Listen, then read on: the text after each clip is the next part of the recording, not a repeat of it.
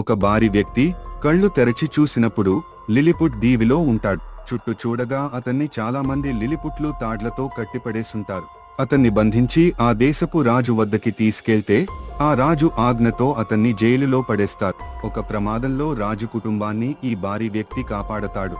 తరువాత ఆ రాజు ఈ వ్యక్తిని ఆ దేశంలో ఉండటానికి అనుమతిస్తారు. అప్పటికే లిలిపుట్ ప్రజలు గాండులబ్ అనే మరో రాజ్యంతో యుద్ధంలో పడతారు. శత్రువులు సముద్రం వైపుగా చాలా బోట్లలో దాడి చేయడానికి వస్తారు. అప్పుడు ఆ బారి వ్యక్తి సముద్రంలోకి వెళ్లి వారితో యుద్ధం చేయడం అనవసరమని మాట్లాడతాడు. ఈ సమయంలో వారు అతన్ని చుట్టుముట్టి ఫిరంగులతో దాడి చేస్తారు. ఆ వ్యక్తి శరీరం పెద్దగా ఉండటం వల్ల ఫిరంగులు అతన్ని ఏమీ చేయలేవు. అంతేకాదు, ఆ ఫిరంగులు అతని శరీరాన్ని తాకి వారి బోట్లపై వర్షంలా పడతా. అప్పుడు అతను కోపంతో బోట్లకు కట్టిన తాడ్లను పట్టుకుని ఆ బోట్లను చాలా దూరంగా సముద్రంలోకి లాక్కెళ్లి విసిరేస్తాడు.